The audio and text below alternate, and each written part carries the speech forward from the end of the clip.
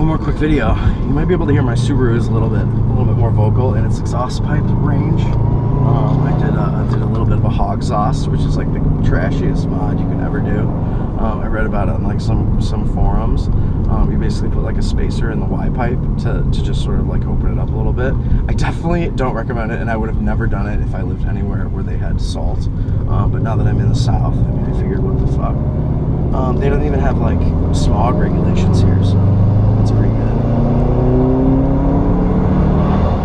And the other thing that's going on that's sort of like new with my Subaru lately, yeah, I mean, obviously it always is like a hissing beast like that, but I got finally decided to spring for a Cobb AccessPort, which you guys are probably, so Cobb is like the best known tuner of turbo engines, and their AccessPort is a great product, and has gone through this is really bad. Has gone through like first.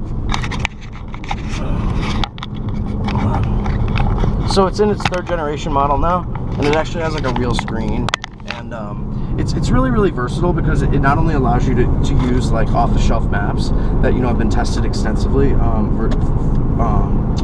and checked and triple checked and all that stuff, which is really encouraging for when you're like sort of tinkering with stuff that is totally beyond your control, like an ECU map.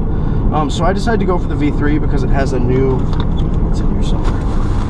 Because it has like a really big, much bigger screen than it did previously. Here we go, I can actually show it to you right now. It's very exciting. So we're in like NASCAR Alley right now. This is like, so this is it, and it has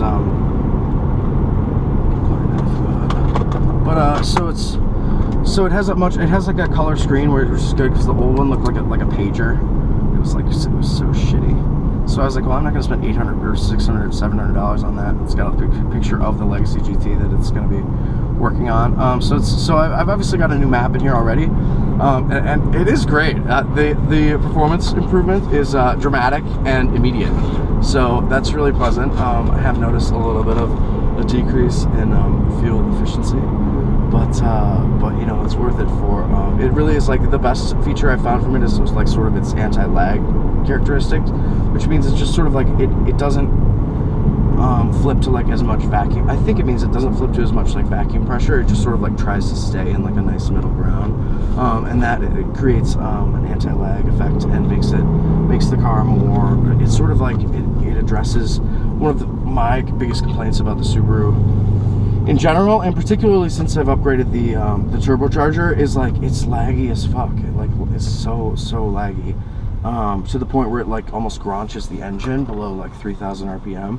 Like when you're bogging down an engine and it's like really unhappy. That's sort of what it's been like for the Subaru, but it is way faster.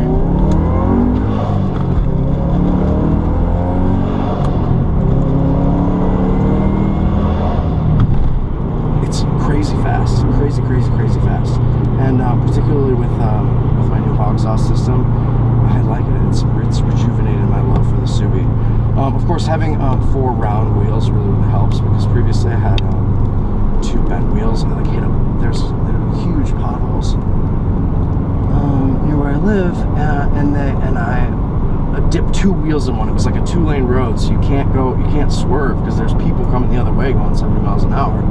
So it was like, and I dumped 2 wheels. Both right side wheels went in, and I knew it right when it happened. It was such a loud impact that I was like, man, I bet I bent these crappy wheels. And sure enough, they were so bent. Most times when you bend a wheel, it's just like it's a really like subtle thing. Whereas these were so bent, you could see just with your naked eye that like where it just had a flat spot. I mean, it was unbelievable. So it wasn't really noticeable like all the time, but when you reach like a certain resonance, like between 70 and 80 miles an hour, the car was like shaking itself to pieces. I know this camera's vibrating a little bit right now because I mounted the GoPro poorly, but actually the car is actually running much more smoothly, so I'm very grateful. Should we do one more quick blast? Let's do this one.